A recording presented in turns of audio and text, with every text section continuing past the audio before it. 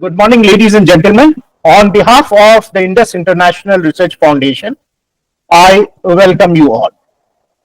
As you know, on this platform, we usually host talks, lectures, panel discussions on international relations and issues related to national security, economy, economics, history, heritage, etc. But today we have a very special guest with us, that is Lieutenant General SRR Aiyengar, who will be presenting and discussing his latest book on SANATANA DHARMA, a layman insights into eternal truths. Now, it is not very common that a military general who had spent his entire career studying, teaching, discussing war and how to win them, decides at the end of the day to unravel the mysteries of eternal truths in his twilight days. But here he is. Therefore, if a military general talks of eternal truth, one must pay attention to it. That is what we will do here today. Before I introduce our esteemed speaker, allow me to give you a quick perspective on the subject. Ladies and gentlemen, there are roughly 1.2 billion Hindus in this world. That is nearly 15% of the total world population is Hindus. While there are 56 Islamic states in the world, and rest of the states of the world are predominantly Christians, Buddhist, or communist states, it defies logic why 15% of the world's Hindu population, of which 1 billion lives in India, have no state of their own. Very paradoxical. I have no intention to start a debate on this highly controversial and politically charged issue. Nor IF is the right platform to discuss such a matter, because we are very apolitical.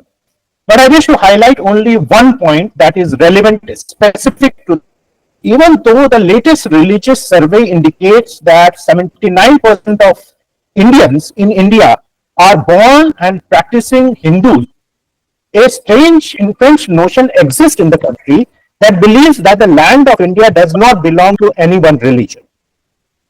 It is believed that the land of India belongs to all religions.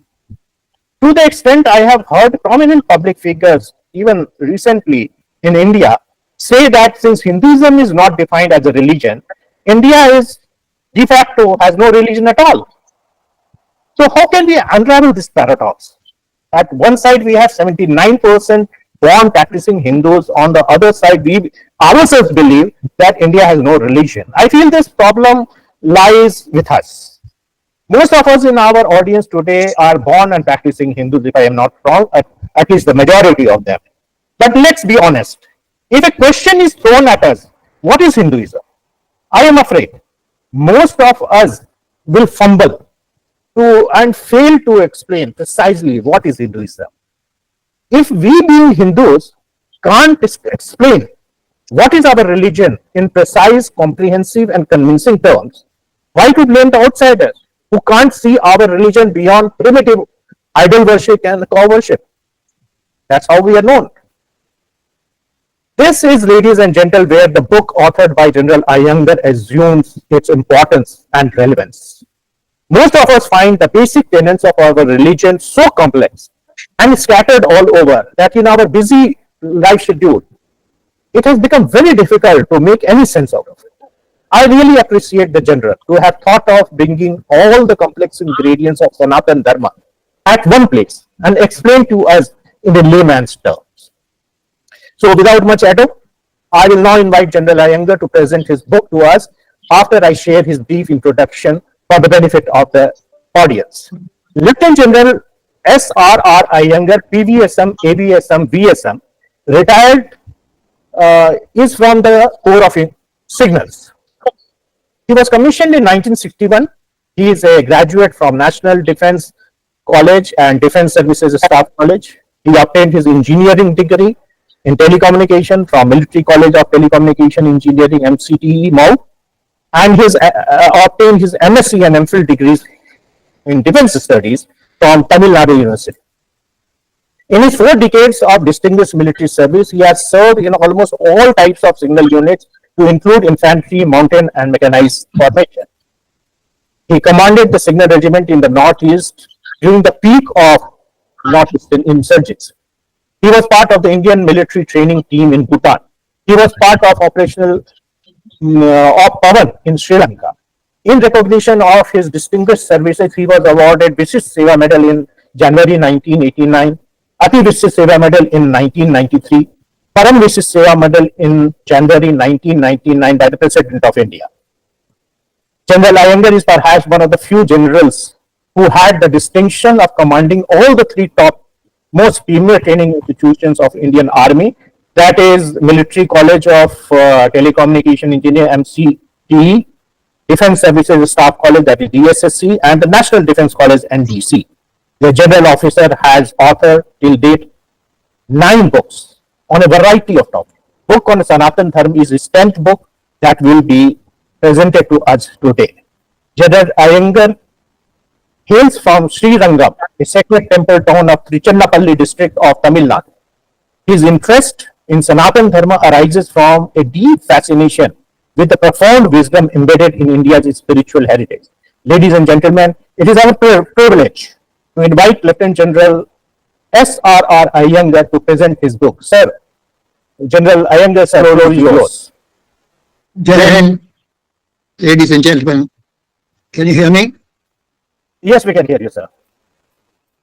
At the outset, I do wish to extend my heartfelt gratitude to the General Secretary IRF, Group Captain R.K. Mehta, Shaurya Chakra, and other distinguished and esteemed organizers, to include Brigadier Sandeep Kumar, VSM, the President, Air Commodore Jodi, the Vice President, Colonel P. Madhavan, Director Events, Dr. Piyush Badviya, I hope I got the name correct, Director Academics, and Mr. Rishi Atreya, Head of the Research Team, especially for granting me this opportunity to share some thoughts on my book, Sanat Dharma, The Layman's Insight into Eternal Truths.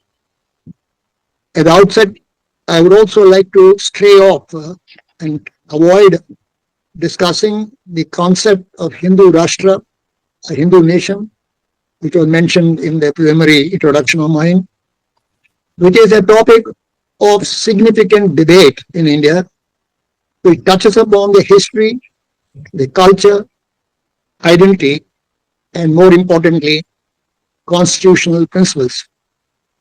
And different stakeholders interpret it differently. Some see a call for cultural resurgence, and while others view it as a challenge to India's pluralistic ethos. Ladies and gentlemen, I have been closely following the activities of IIRF since its inception, and I deeply resonate with its commitment to promoting Indian culture and heritage.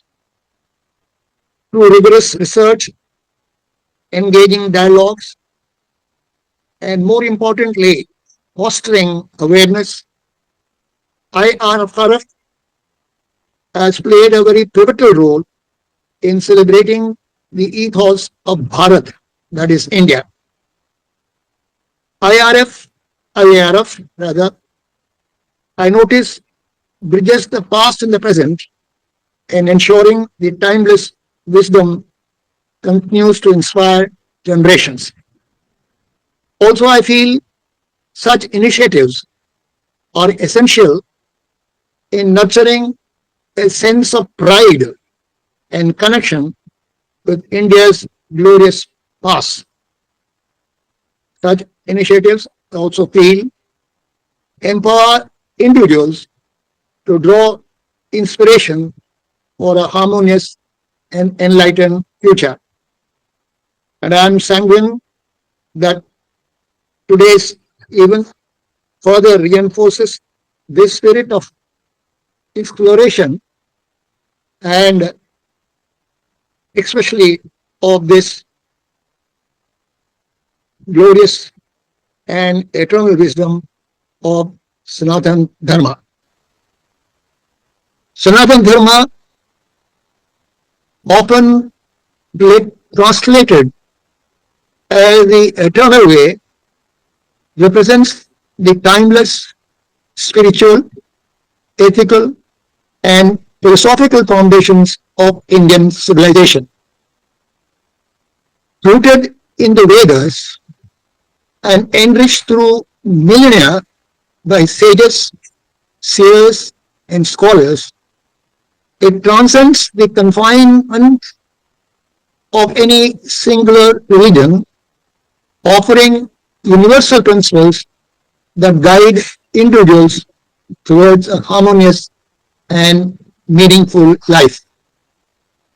I'm grateful to Puja Guruji Vinayji, whose photograph you see in the slide, for a very insightful and eloquent foreword he has graciously written for my book. His words carry a profound depth that captures the essence of Sanatana Dharma. And his wisdom, I feel, breathes life into the book's purpose. I am very certain that his foreword will deeply inspire and benefit every reader who picks up this book. For those who haven't had the privilege of meeting him, a short introduction to him would be very apt here. Guruji Vinayji is an established thinker, a philosopher, and a self-management expert who has immersed himself in the study, research, and practice of Vedanta since the age of 16. For the past 30 years or so, he has inspired people, both in India and abroad, to commit to higher ideals and transform themselves to lead a more purposeful and fulfilling life.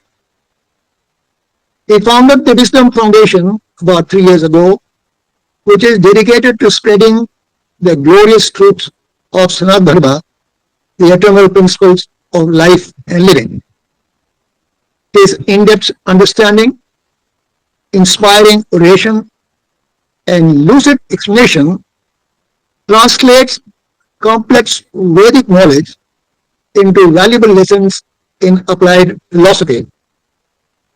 His appeal, I feel, lies in the presentation of these truths with absolute precision and effortless ease and consummate wit. Ladies and gentlemen, I would also like to confess at the beginning that I'm neither a Sanskritist nor a scholar of Hinduism, and I did not set out to write a very scholarly exposition of Sanatana Dharma.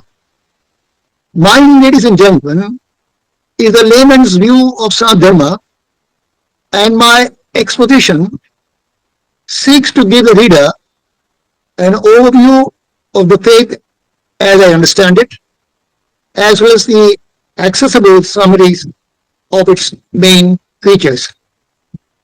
As would be apparent, I have relied on some of the greatest teachers and scholars to explain its essence.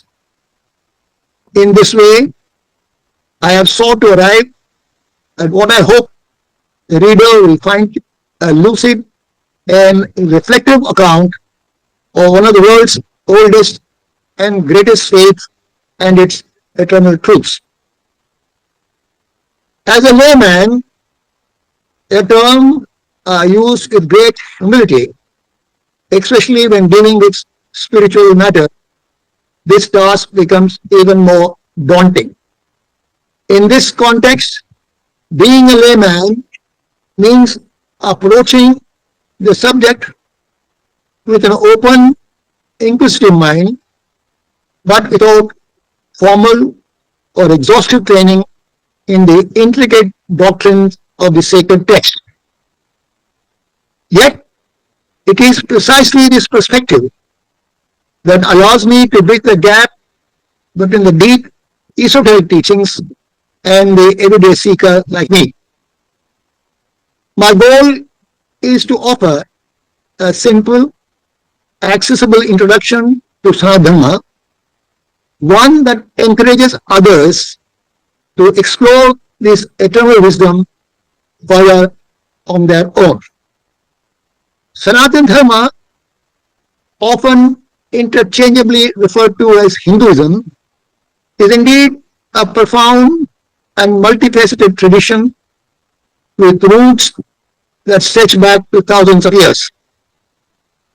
It offers certainly a rich tapestry of wisdom, philosophy, and practices designed to illuminate the path of human existence and foster a deeper connection with the divine.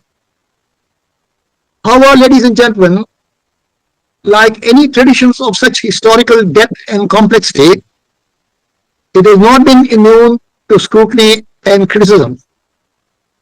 A layperson confronted with the vast and varied literature of Sanatana may feel bewildered and confused and struggling to discern the correct path. This humble endeavor of mine aims to provide a clear and precise perspective on this extensive body of knowledge, which, as you know, spans over 5,000 years. This work, I feel, has been designed to be sufficient for the average individual who, by studying it, can grasp the fundamental beliefs and, more importantly, find a meaningful path for their own life. Ladies and gentlemen, I have dealt with the subject under the following chapters as shown in the slide. Okay. I have discussed the following aspects in my etymology of Sanatana. Thereafter, I go on to the definition of Sanatana. Then I go to the basis of Sanatana. I have touched upon Hinduism and synonymity and differences. And lastly, I touched upon the importance of Sanatana in Hinduism. Ladies and gentlemen, the perusal of the contents will familiarize the reader with the basic features of Sanatana, the knowledge which seems simple when heard, but deepest when realized. Realizing this knowledge, the greatest of rishis and munis have achieved the greatest of powers, siddhis, higher realms, and with the same knowledge, they've also achieved the highest goal of life. By adhering to the principles of Sanatana, individuals strive to achieve a balanced and meaningful life, contributing to the well-being of themselves and the world around them. The next chapter, ladies and gentlemen, is about the core concepts and principles of Sanatana Dharma. I wish to here highlight a statement heard by Swami Ranganatha of Bharati Vidya Bhavan. This is also on the slide, which I'm not too sure whether you see it, but I'll read it out. It says, I quote, Sanatana Dharma derives its authority from its truth character and not from any person, be he a saint or even an incarnation. And this true character of teaching demands that it be verifiable all, irrespective of dogma, creed, or race, and at all times. Now, I wish you could see it because it has a lot of meaning. This quote has a very deep meaning.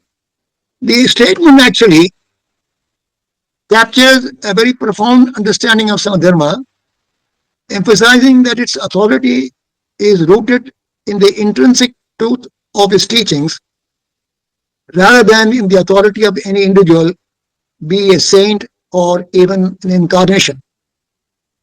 This reflects the universal and timeless nature of Sanatana Dharma, which stands on principles that can be experienced and verified by anyone, as I said, transcending barriers of dogma, creed, and race at all times. The concepts and principles of Sanatana Dharma are closely related and often overlap as they both guide the philosophical and ethical framework of this spiritual tradition. Concepts are more for the ideas and elements that constitute Sanatana Dharma. In the slide, I have listed about 1, 2, 3, 4, 5, 6, 7, 8, 9, 10, 11, 12, 13, 14, 15 concepts. Ladies and gentlemen, these concepts are more about the ideas and elements that constitute Sanatana Dharma. They form the philosophical and spiritual structure upon which the religion is built. For example, Atman, which is the self, and the Brahman, which is the ultimate reality, are concepts that describe the fundamental truths of our existence and the universe. Principles, ladies and gentlemen, are the practices and ethical guidelines derived from these concepts. They provide actionable steps and behavioral standards for adherence. I have listed out 1, 2, 3, 4, 5, 6, 7, 8, 9, 10, 11, 12. 12 such principles in my slide. For example, ahimsa, which is non-violence, and satya, which is truthfulness, are principles which guide how one should live based on the broader concepts of dharma and karma. These principles, ladies and gentlemen, collectively guide the followers of Sanatana Dharma toward a life of righteousness, spiritual growth, and ultimate liberation while fostering harmony within oneself and with the world. Ladies and gentlemen, by understanding these subtle differences, one can see that the concepts form the theoretical foundations of Dharma, while the principles are the practical applications of these concepts in daily life. And given the vastness of the subject and its multiple interpretations, I have attempted to present an overview of the core concepts and principles of Dharma in very simple terms. It encapsulates the extensive repository of views and, more importantly, accompanying explanations. For those who wish to delve deeper into these subjects, I would strongly advise them to refer to the relevant text available on each topic. Next chapter, which deals with the sacred text of Sanatana Dharma. As I have asserted earlier, Hinduism has no one sacred book, but several very complementary and at times appearing to be contradictory to each other. In Sanatana Dharma, sacred texts are broadly classified into two categories, Astika and Nastika, based on the acceptance of Veda as the supreme authority. Astika texts, ladies and gentlemen, or orthodox texts, or those that accept the authority of Vedas. These texts are foundational to the various schools of Hindu philosophy and theology, and they include, firstly, Vedas, the oldest and the most authoritative scriptures encompassing four collections, namely Rig Veda, Yajurveda, Samaveda, and Atharva Veda. Each Veda, ladies and gentlemen, consists of four parts. There is Samhitas, which are hymns, Brahmanas, which are rituals, Aranyakas, which are theological discussions, and Upanishad, which are philosophical teachings. Talking of Upanishads are philosophical texts that explore the nature of reality, the self, and the ultimate principle, Brahman. They form the concluding part of the Vedas and are also referred to as Vedanta. Ladies and gentlemen, Vedas and Upanishads were humanity's first steps towards spiritual evolution. Then we have the Puranas. Puranas are mythological texts that narrate the history of the universe, family history of gods, heroes, sages, and provide moral teachings. Major Puranas include the Vishnu Purana, Shiva Purana, and Bhagavad Purana. Next are the Agamas. They are a category of ancient scriptures that provide guidelines and teachings for worship, rituals, temple constructions, and spiritual practices. Some of the well-known agamas include Shaiva agamas, Shakta agamas, and Vaishnava agamas. Ladies and gentlemen, together the Vedas and agamas form the foundation of Hindu religious and philosophical traditions, providing a very comprehensive framework for spiritual growth and devotion. Then we have, ladies and gentlemen, Dharma Shastras. These are texts that provide guidelines for ethical and moral conduct, social duties, and laws.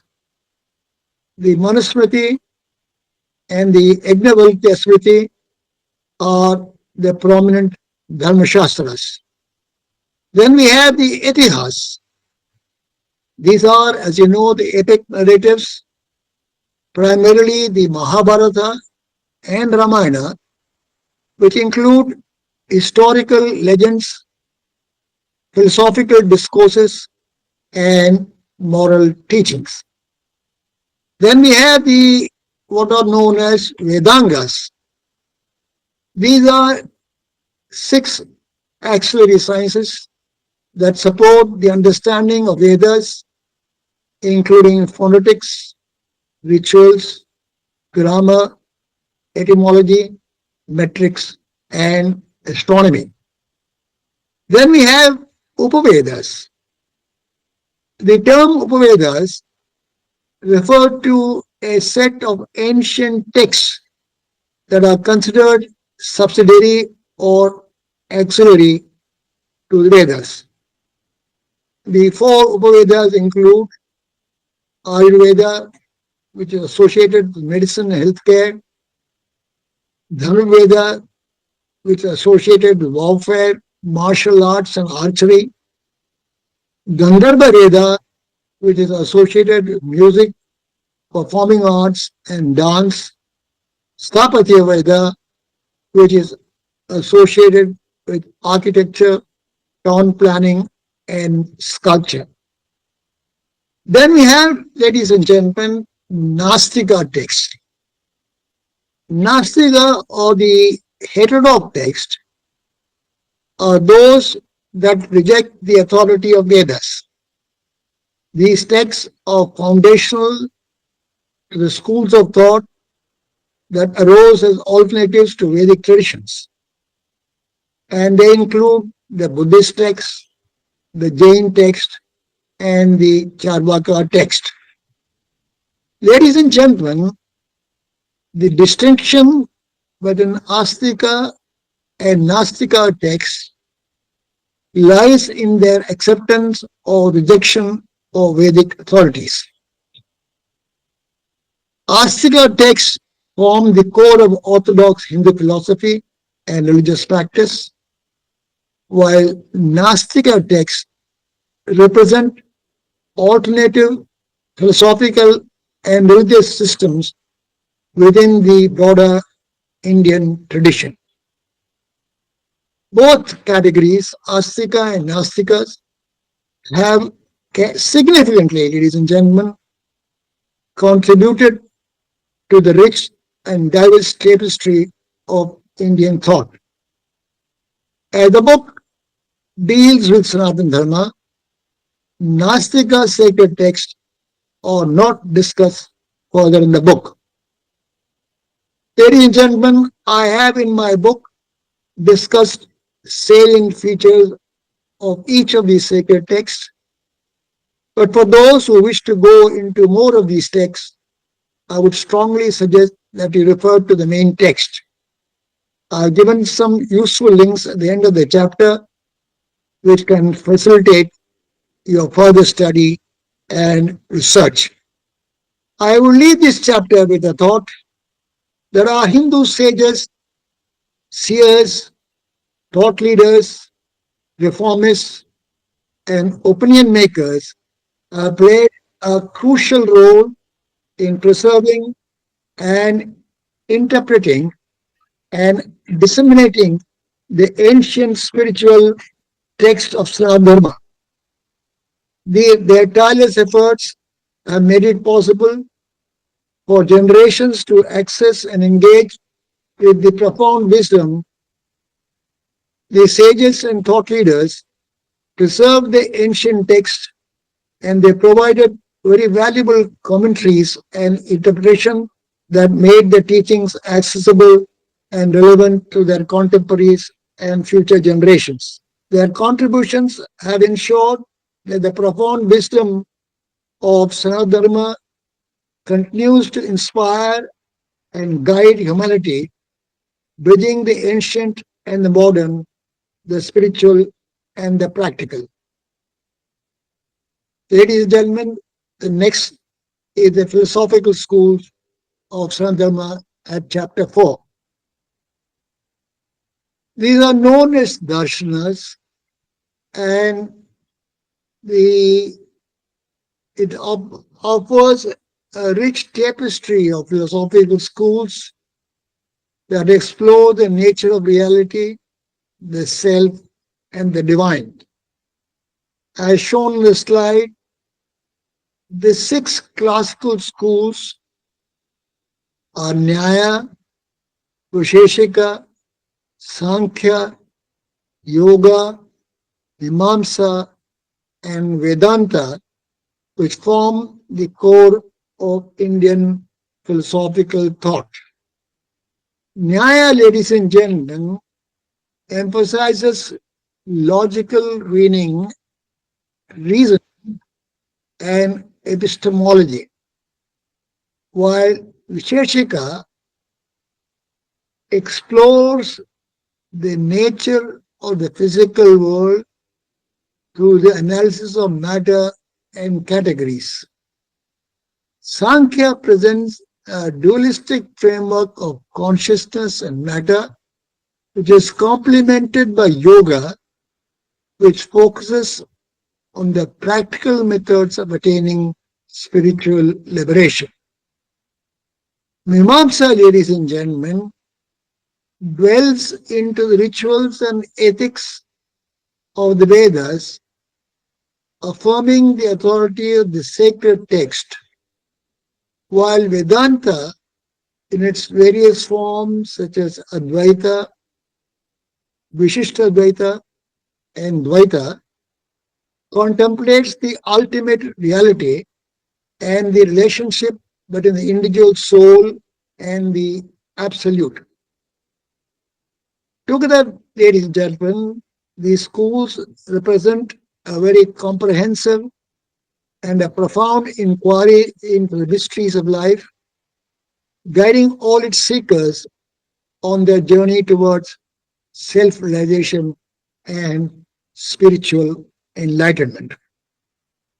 These philosophical schools have contributed to the diversity of Hindu thought and continue to shape the religious and the philosophical discourse within the tradition. I have, ladies and gentlemen, devoted sufficient number of pages in my book explaining briefly the salient features of these sacred texts. I have also very briefly touched upon Kashmiri Shaivism, a non-dualistic school of Hindu philosophy that emerged in the Kashmir region. Kashmir Shaivism, ladies and gentlemen, is a rich and profound tradition within Hindu philosophy, known for its unique approach to understanding the nature of reality and consciousness. Ladies and gentlemen, Kashmir has always been a great seat of Vedic Sanatan culture. When you talk about these philosophical schools, contributions of key luminaries, masters, and visionaries cannot be left out. Ladies and gentlemen, great souls have walked on this holy land of ours that we today known as India or Bharat.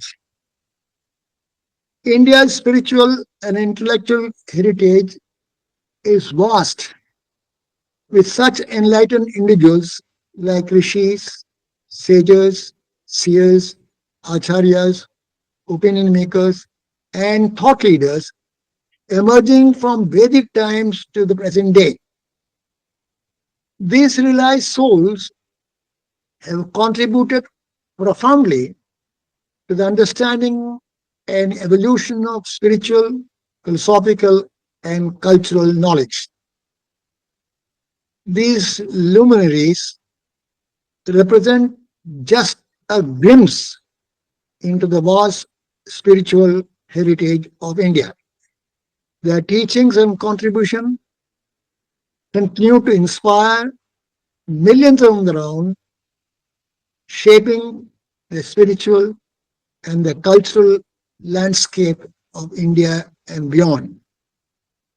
The luminaries which I have tried to include, some of them at least, or Saint Patanjali, Adi Shankaracharya, Ramanujacharya, Madhavacharya, Chaitanya Mahaprabhu, Dayanand Saraswati, Ramakrishna Paramahamsa, Swami Vivekananda, Sri Aurobindo, Ramana Maharshi, Swami Shivananda, Swami Chinmayananda, Swami Narayana Guru, Tulsi Das, Mirabai, Satya Sai Baba, Sadguru Jaggi Bosdev, Sri Ravi Shankar, Kamlesh Patel, popularly known as Daji, Kanchi Paramachaya, and not forgetting Mata Amritananda Mai, very lovingly called as Amma.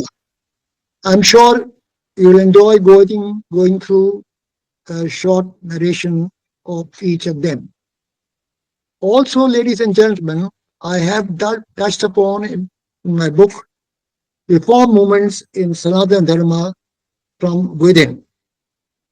This Sanatana Dharma or Hinduism, ladies and gentlemen, has a long history of internal reform movements which are aimed at addressing some of the perceived social injustices, particularly in the context of caste, gender, and other societal hierarchies.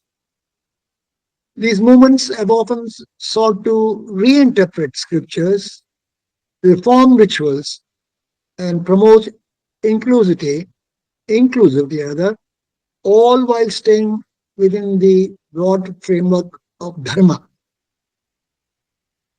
A resume of key reform movements, particularly viewed in the context of human rights, gender equality, and social justice, has been attempted in the book. Some of the reform movements which I have touched upon are the Bhakti movement, the Brahmo Samaj of Raj Ram Mohan Roy, Arya Samaj of Dayanand Saraswati, the Ramakrishna Mission of Swami Vivekananda,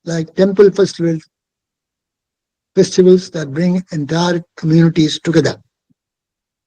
They can also be as complex as Vedic rituals performed by learned priests, accompanied by chanting and mantras by the devotees. Each ritual, whether simple or elaborate, carries a symbolic meaning, and it is believed to invoke divine blessings, pleasant the mind and the soul, and foster a sense of spiritual discipline. Various rituals and practices in Sanatana are in fact intended to harmonize the individual with the cosmic order. They foster spiritual growth and uphold dharma, which is righteousness. They provide, ladies and gentlemen, a structure to daily life and mark important life stages, helping practitioners stay connected with the divine and the broader communities.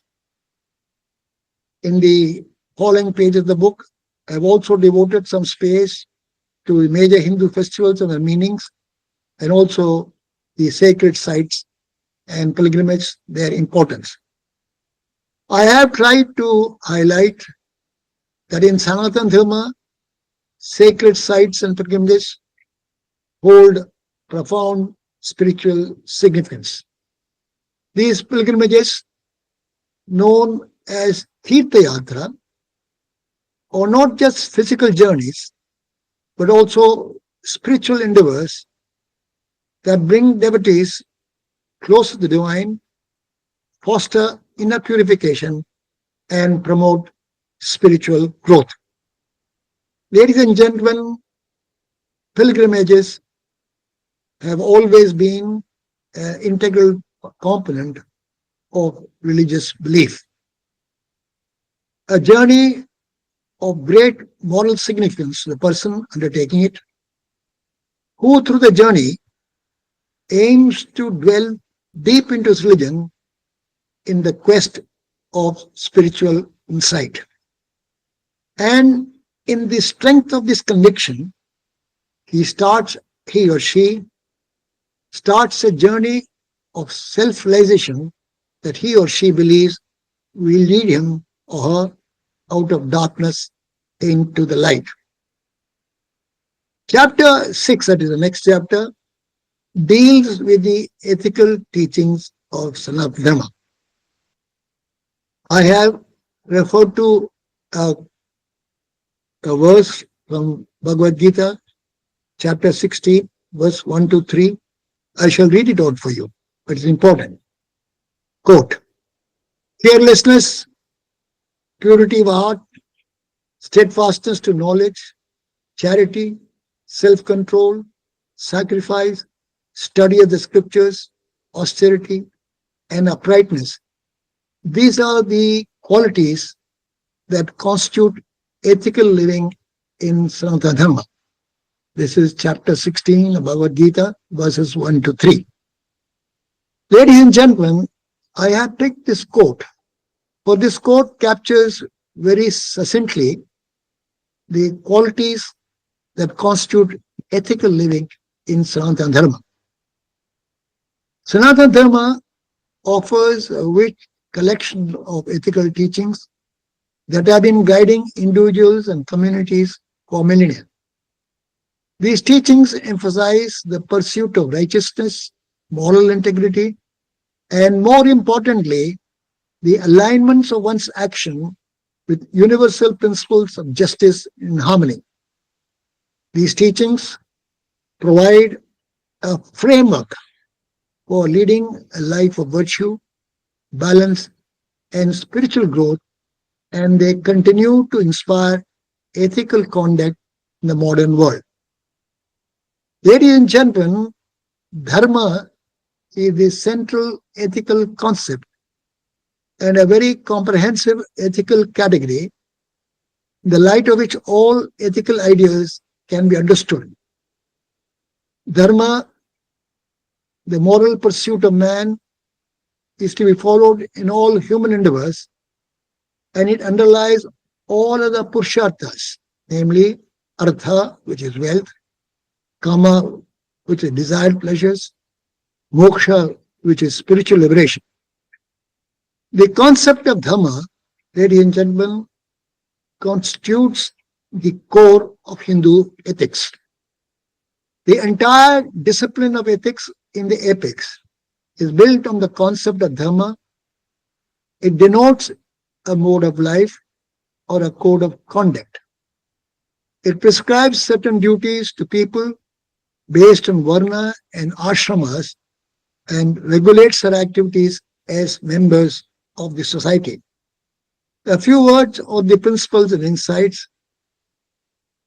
Ancient Indian sacred texts lay out a very comprehensive ethical framework emphasizing both personal and social responsibilities. The foundation of ethics in these texts is deeply intertwined with the concepts of dharma, that is duty and righteousness, and karma, the law of cause and effect. I have attempted to, ladies and gentlemen, to spell out a very broad outline of some of the key ethical principles as spelled out in various ancient Indian scriptures. The concept of right or wrong have also been touched upon, giving the Sanatana Dharma's viewpoint vis-a-vis the Western viewpoint.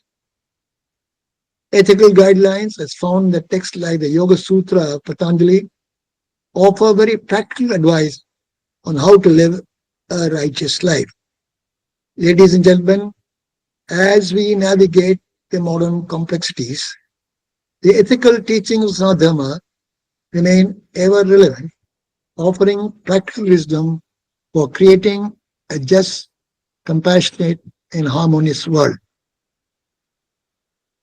The next chapter is chapter 7, which deals with the contemporary relevance of Sanatana Dharma.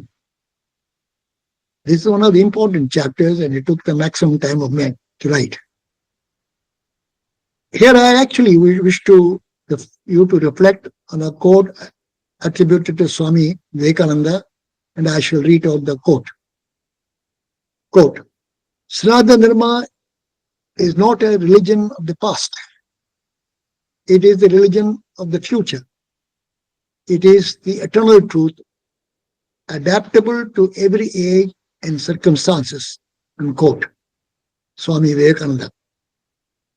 Ladies and gentlemen, no religion in the world has been more misunderstood or misrepresented than what is commonly known as Hinduism. Unlike Islam or Christianity, Sanatana Dharma does not trace its origin to a single philosopher, a prophet, or the teachings of any one preceptor. As with all ways of life, there have been periods of stagnation and corruption. Foreign ideas have crept in, contaminating high principles. Successive invasions by foreign elements contributed both to the growth and deterioration of the ancient society, which often looked inward for survival. However, constant reform movements enable society to stand up to a newly imposed value system. The survival of the Dharma, despite all these frequent attacks, is indeed a testament to its profound inner strength. Ladies and gentlemen, we find Sanatana Dharma faced two major challenges. First from Islam and then from Christianity. Both sought to identify and exploit perceived weaknesses in their ancient faith to undermine it. Deliberate efforts were made to bring Dharma into disrepute. One serious accusation was the practice of casteism and untouchability. Another was related to idol worship. Misinterpretations of social values that had developed over centuries were intentionally propagated to tarnish the reputation of Sanatana and ultimately to destroy it.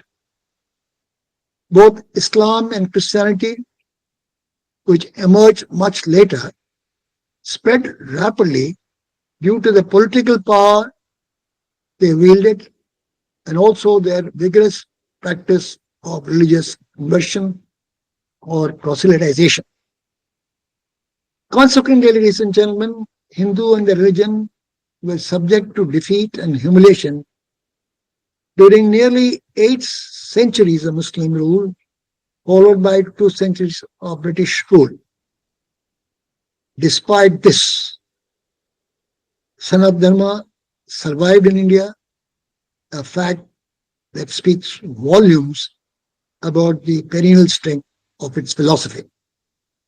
Ladies and gentlemen, needs, aspirations, and human weaknesses are bound to influence its social structure, sometimes leading to deviations towards undesirable behavioral patterns. All mighty institutions go through such periods in the history when they fall into disrepute or lose sight of their original lofty goals. Hindus, too, I think, strayed away from the tenets of their humanistic philosophy. However, from time to time, right thinking individuals and reformers made efforts to bring people back to the true nature of their religions. Due to their efforts and exposure offered by today's globalized world, I feel that barriers of caste are slowly but surely falling away in modern India. Ladies and gentlemen, I do wish to share the analysis of feedback, which is my next slide. In recent times, a noticeable trend has emerged among certain ideologies to denigrate Sanatana Dharma, and some of these ideologies have even called for its eradication, citing perceived fault line and questioning its relevance in the contemporary world. Obviously, such a narrative had sparked considerable debate and concern among those who hold Sanatana Dharma dear, viewing it as a timeless and integral part of our cultural and spiritual heritage. In response to these developments, I had prepared and circulated a questionnaire to several erudite scholars to gather their informed and balanced perspectives. These scholars included from Chinmaya Mission, Sri Aurobindo Ashram, Ramakrishna Mutt, Swami Vivekananda Trust, Arya Samaj, Divine Life Society, Wisdom Foundation, Veda Samskriti Samiti, and several other independent scholars not affiliated with the above organizations. Their insights, ladies and gentlemen, were valuable in addressing these criticisms and charting a constructive course for the future. After reviewing the comments on the questions posed in the questionnaire, which I have attached in the book, 10 key issues emerged that warrant detailed discussion, particularly considering the corrective measures suggested for implementation where necessary. The 10 key issues were, I'll read them out. Issue number 1 is how can the principles of Dharma remain relevant in addressing the challenges in modern times? Issue number 2 is what are the most common criticism of Dharma and what motivates these criticisms? Are they based on misunderstanding, historical grievances, or other factors? Issue number 3, what measures can be taken to address and rectify social inequalities attributed to certain practices associated with Sanatana? Issue number 4, how can the principles of Sanatana remain relevant in contemporary times? Issue number 5 was the role of educational and religious organization, basically in preserving and promoting the values of Sanatana. Issue number 6, how can various institutions, be it religious or educational, help to communicate the positive aspects of Dharma to both followers and critics? 7, how can the principles of Dharma be not distorted or misused to justify extremist use? Issue number 8, what is the vision for the future of Dharma in the global context? Issue number 8, 9, how can the followers of Dharma contribute to a more peaceful and harmonious world? And the last issue was how to kindle the curiosity and the interest of younger generation in understanding the precepts and principles of Sanatana Dharma. Ladies and gentlemen, the last issue actually came up as a result of my interaction with the respondents. Beside the above mentioned issues, the respondents also raised concern on some of the issues which I have put in the slide. These include casteism, untouchability, secularism, idol worship, religious conversion, Sanatana Dharma and its adaptability, the role of media, including social media. Ladies and gentlemen, I have attempted to present a balanced discussion that honors the richness and depth of Sanatana Dharma as experienced by its devout followers, but also addressing at the same time the concerns and criticism raised by skeptics and critics. This approach, I feel, seeks to foster a constructive dialogue, encouraging deeper understanding and introspection of Sanatana Dharma in the evolving context. Finally, I would say, in summarizing our esteemed respondents' views on various issues that I have just described, I have attempted and endeavored to present a very common perspective that emerged while staying true to my own convictions. Chapter 8 is the concluding remarks. Sanatana Dharma is not a static set of beliefs or rituals, but a dynamic, living tradition that emphasizes eternal truths. The principles of Dharma, Karma, and Moksha remain as relevant today as they were millennia ago. Few points that stood out as I examined some of these issues which I discussed. First is why a change is unnecessary. The foundational tenets of Sanatana Dharma, ladies and gentlemen, are universal and eternal.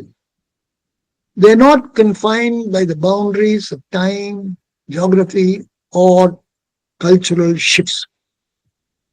These principles are like a compass, providing direction to those who seek spiritual growth and harmony in life. Because they are rooted in the understanding of the eternal nature of reality, they do not require modification to suit the changing tides of human civilization. Next is the need for true interpretation. Ladies and gentlemen, while the essence of Sanatana Dharma remains unchanged, the interpretation, application of its principle can sometimes become clouded by its cultural, linguistic, or historical misunderstanding. It is therefore essential to revisit and reinterpret these principles in a way that aligns with their original intent. This involves a deep exploration of sacred texts, guided by our learned scholars and spiritual leaders, to unearth the wisdom which is embedded within them. Lastly, a few words on the future relevance. In the face of modern challenges, such as technological advancements, global interconnectedness, and evolving social dynamics, the principles of Sanatana Dharma provide a very stable foundation. By understanding and applying these principles in their true form and essence, individuals and societies can navigate the complexities of contemporary life while staying rooted in eternal values. This process does not involve changing the principles, but rather adapting our understanding and practice to meet the current needs. Today, as Sanatana Dharma continues to adapt, it encourages a dialogue between tradition and modernity, bridging ancient wisdom with the present day challenges. This approach, I feel, emphasizes that spirituality and ethics are not isolated practices, but are integral to daily life, promoting inner peace, communal harmony, and respect for the earth, which is universally relevant. At its core, Sanatana emphasizes values like truth, satya, righteousness, dharma, non-violence, ahimsa, compassion, karuna, and it promotes the pursuit of four purusharthas, namely dharma, artha, kama, and moksha, providing a balanced framework for worldly and spiritual fulfillment. Its teachings are preserved in the sacred texts as Vedas, Upanishads, Bhagavad Gita, and Puranas, which, as you know, dwell in the nature of existence, the self, and the ultimate reality, Brahman. Sanatana Dharma, ladies and gentlemen, celebrates diversity, accommodating multiple paths to truth, whether it be devotion, which is bhakti, knowledge, which is jnana, action, which is karma, or meditation, which is Raja Yoga. Above all, it remains a dynamic and adaptable tradition, offering practical solutions to the contemporary challenges while preserving its timeless wisdom.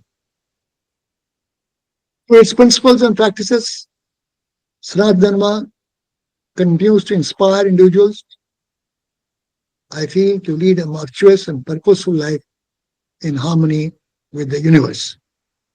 Finally, ladies and gentlemen, I have included a select bibliography mentioning some of the books I have consulted during my compilation. A glossary of some of the more prominent Sanskrit words, along with their English translation, is also included at the end. An index at the end will facilitate you to navigate through the contents of the book. Ladies and gentlemen, as a layman, as I mentioned in my opening remarks of this compilation, it is a layman's exploration of eternal truths of Sanatana Dharma. I do understand and appreciate that many in the audience are subject matter experts in their own right, and some of my observations may not easily resonate with them. I kindly request their forgiveness and would be grateful if they could share their thoughts with me separately. The book has been published by Uday, and I have given the mobile number. And in case you have any problem, please do contact me at my mobile number 9848011897. Thank you, ladies and gentlemen. It has been a pleasure in presenting my thoughts to you all, and I'm grateful to IIRF for providing me this platform to discuss or to explore and celebrate the magnificence of Sanatana Dharma. Your support ensures that its teachings continue to inspire and guide many on their journey of self-discovery and spiritual balance. Thank you for your very patient hearing.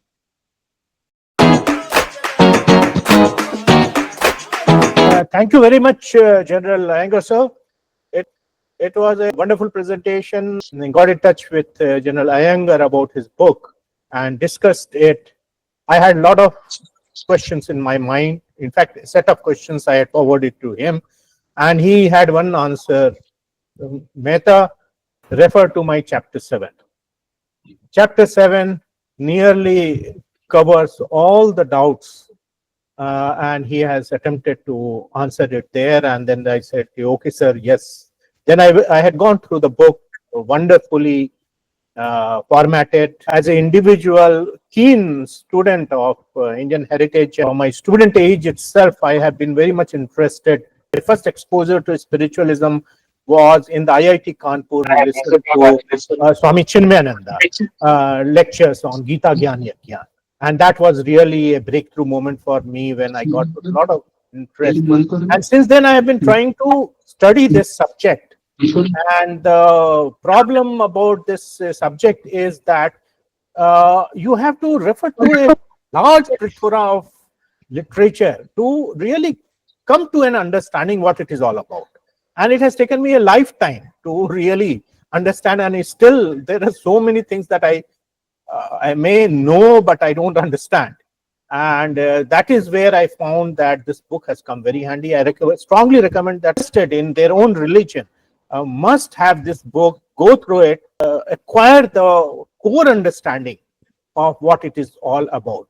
Now, things I would like to ask General Aiyengar. First of all, sir, from how did you switch from your army viewpoint to this spiritual field? What drawn you towards this? So that we will definitely like to, are interested. And then after that, we will open the house for audience questions. If they have any doubt on Hinduism, Sanatana Dharma, they can get their queries clarified from the general. Thank you, sir. Thank you, Raj.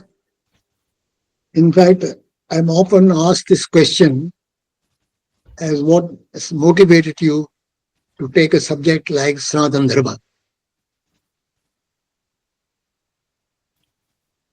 Yes, this is very personal, but still I shall share my feelings from my heart.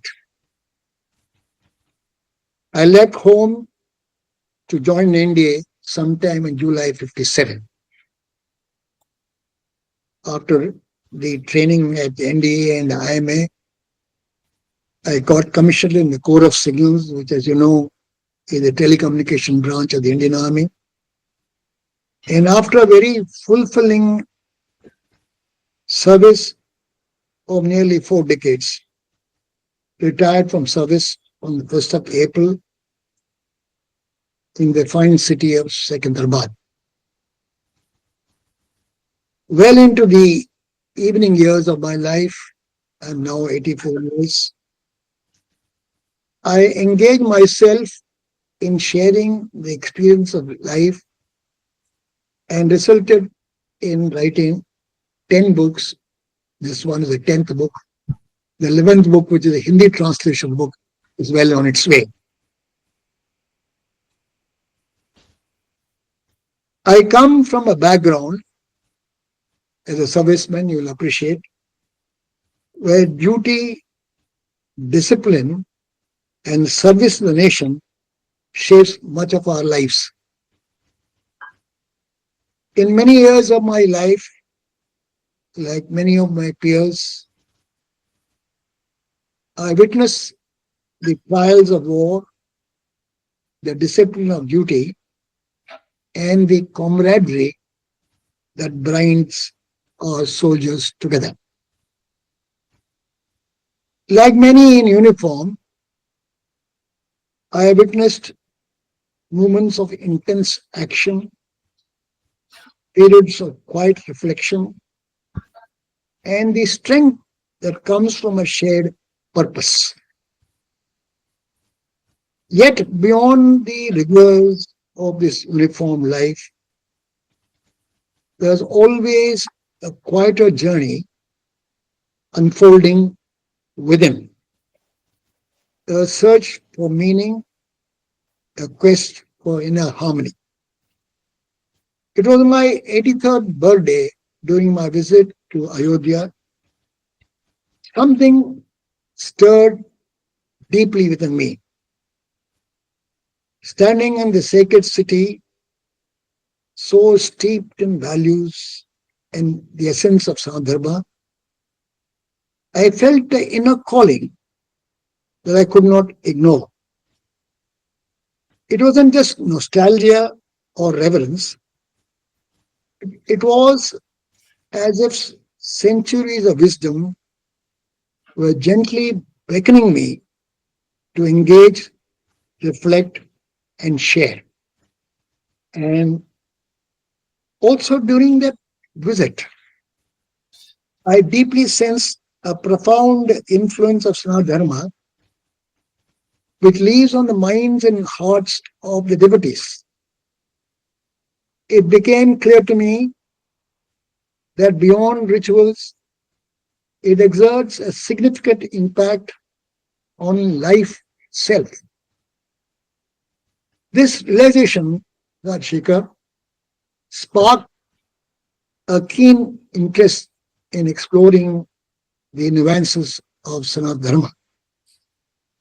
Thus began my journey. I know this journey is long, evolution takes place slowly, and perhaps they say perseverance is a prime quality in this journey.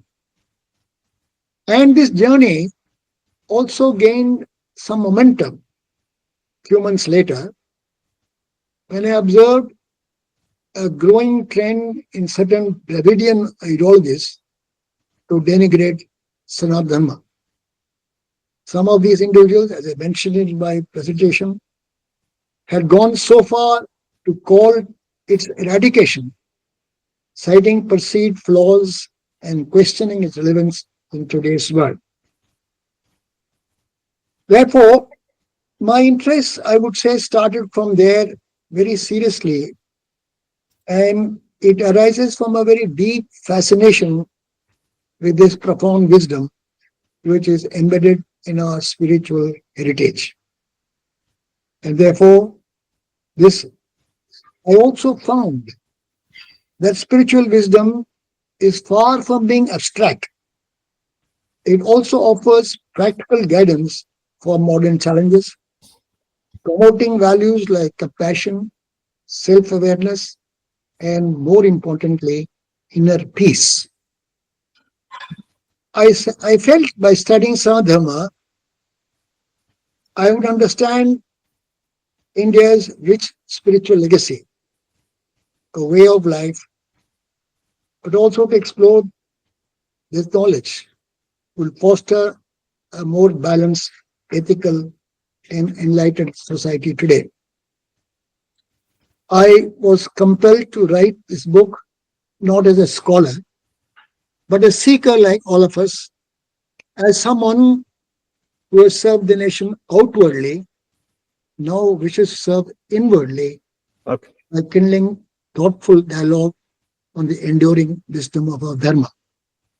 It is this unexplainable, profound sense of calling that I felt this. It is a timeless way of life that speaks to the heart and guides the mind and, should I say, elevates the soul. And therefore, as I began this journey, I was quite sure that this book will turn out to be my humble attempt Yep. to distill some of the core ideas for others like me, the seekers who have not had the time earlier in life, but now wish to understand the deeper foundation of our cultures, ethics, and spiritual traditions. Serving in the services does not make you unethical or unreligious, but I think when serving the nation, you also do a very spiritual duty, namely your dharma as Yeah. soldier, sailor, or airman. After reading the book, I also felt both Hindu and non-Hindu alike come away with a new appreciation of the faith which I cherish and the challenges it faces in contemporary times, I think my book would serve its purpose. Thank you. Wonderfully explained, sir. Wonderfully explained. Beautiful words you have used. And we also hope that now, if somebody asks me the question, "What is Hinduism?" I'll say there is a book. You read that, and that will explain you. Any questions from the audience? Sir, yes, sir. The house is open. Yes, If you sir. want. For a start, thank you, sir, for the talk, and all of us have learned a lot. And I hope that we'll continue to. We are looking forward to reading your book, and sir, thank you.